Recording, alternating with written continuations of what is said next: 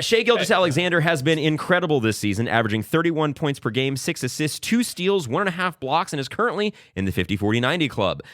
He's had 3 game winners this season, 4 if you count the Bucks one that was kind of close, ended up being free throws or whatever, and is dragging his team to victories every time he's on the court.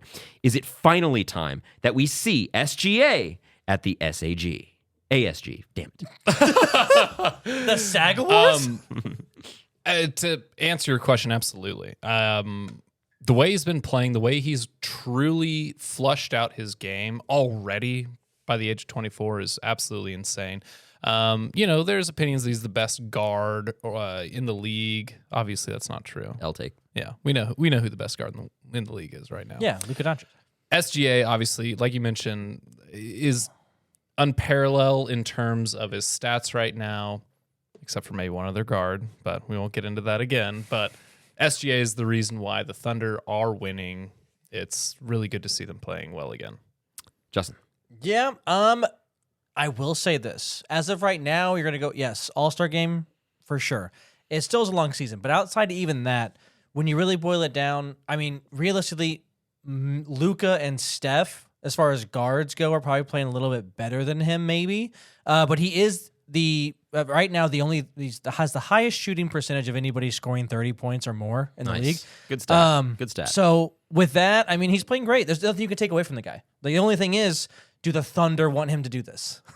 Right. So, do they want that to happen? Because he wants to go play. He just happens to be playing well enough that they'll win games. And so that kind of comes down to that whole, do you want, we were talking about trading Russ, right? It was like you trade Russ to a team with nobody on him. He winds up dragging you to more wins than you want generally because he's going to go play hard. Is SGA in that category? Not as a Russ type player, but as a player who's going to keep playing hard and will just happen to drag you to victories because he's going to play so good. So Zach Lowe goes on to say in that clip, I ended up editing it out, but he says, people are nervous that because he's 24, he's not on the timeline of Chet Holmgren and Josh Giddey, and it doesn't really line up. I disagree completely. Yeah. Okay, look at Tatum now. He's 27. Mm-hmm. Look at we just talked all about Tatum and how much he's improved, and it's like all the players that win at 27, LeBron and Giannis and Jordan and all these guys win at 27. So you're telling me you get 3 more years of development of SGA, Josh Giddey, Chet Holmgren, Poku has been unleashed. That's good for the Thunder. And then there are thoughts that what's the timeline that they end up shutting down SGA because they don't want to win games necessarily. But you got to give him. You can't let him play like this and not get a shot at the All-Star game. I don't have a lot to add. Yeah. He's been incredible, and he definitely will be in the All-Star game, assuming that he continues to play.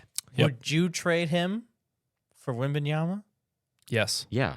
So I guess that would become maybe the argument for them.